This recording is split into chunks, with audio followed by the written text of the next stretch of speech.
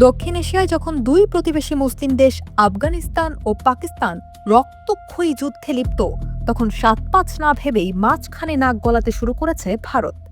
২২ ফেব্রুয়ারি পাকিস্তান আফগানিস্তানের অভ্যন্তরে টিটিপির আস্তানায় বিমান হামলা চালালে যেখানে পুরো বিশ্ব পরিস্থিতি পর্যবেক্ষণে ব্যস্ত, সেখানে ভারত যেন এক পা বাড়িয়েই বসেছিল।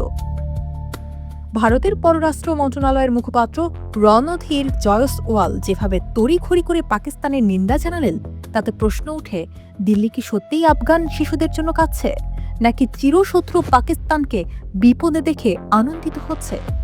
ভারতের এই অতি উৎসাহ আসলে তাদের কূটনৈতিক দেউলিয়াপনাকেই প্রকাশ করছে। একটা সময় ছিল যখন ভারত এই তালেবানদেরই সন্ত্রাসবাদী বলে গালি দিত, কিন্তু আজ ভোল বদলে সেই তালেবানদেরই সার্বভৌমত্ব রক্ষার ঝান্ডা ধরেছে দিল্লি। কেন এই ডিগবাজি? উত্তরটা সহজ, ভয়। ভারত ভয় পাচ্ছে পাকিস্তান যদি আফগানিস্তানে নিয়ন্ত্রণ প্রতিষ্ঠা করতে পারে, তবে ভারতের কোটি কোটি ডলারের বিনিয়োগ বালিতে মিশে যাবে। দীর্ঘ সময় ধরে আফগানিস্তানে ভারতের যে সেফ জোন ছিল তা হারানোর আতঙ্কে ভারত এখন তালেবানদের পা চাটতেও দ্বিধা করছে না। পাকিস্তানের অভ্যন্তরীণ ব্যর্থতা নিয়ে কথা বলা ভারত আসলে নিজের ব্যর্থতাকে ঢাকতেই এখন কাবুলের পালে হাওয়া দিচ্ছে। ভারত বলছে তার আফগানিস্তানের ভৌগোলিক অখণ্ডতার সমর্থক, কিন্তু হাস্যকর বিষয় হলো যে ভারত কাশ্মীরে বা নিজেদের সীমান্তে অন্য নীতি চালায়, তারা আজ পাকিস্তানের বিরুদ্ধে আন্তর্জাতিক নীতি শেখাতে আসছে। পাকিস্তানের অপারেশন গজব লিল হক যখন তালেবান আস্তানা গুড়িয়ে দিচ্ছে, তখন ভারতের এই রমজান মাসের পবিত্রতার দোহাই দেওয়াটা নেহাতি ভণ্ডামি ছাড়া আর কিছুই নয়। আসলে ভারত চায় পাকিস্তান আর আফগানিস্তান একে অপরের সঙ্গে লড়ে ধ্বংস হোক, আর সেই সুযোগে দিল্লি যেন তার আঞ্চলিক আধিপত্য বজায় রাখতে পারে। এই নোংরা রাজনীতি এখন দিনের আলোর মতো পরিষ্কার।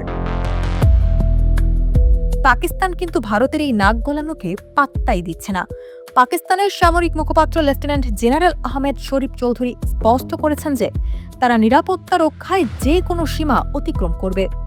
ভারতের উস্কানিতে আফগানিস্তান যদি পাকিস্তানের বিরুদ্ধে পা বাড়ায়, তবে তার ফল হবে ভয়াবহ, যা ভারত ভালো করেই জানে। ভারতের মূল অস্বস্তি হল, পাকিস্তান যদি এই যুদ্ধে জিতে যায়, তবে ভারতের পুরো আফগান কার্ড হাতছাড়া হয়ে যাবে। এই হারানো প্রভাবের ভয়েই ভারত এখন সামাজিক যোগাযোগ মাধ্যমে বিবৃতি দিয়ে সস্তা জনপ্রিয়তা খোঁজার চেষ্টা করছে। পরিশেষে বলা যায়, আফগানিস্তান ও পাকিস্তানের এই সংকটে ভারতের ভূমিকা আগাগোড়াই সন্দেহজনক।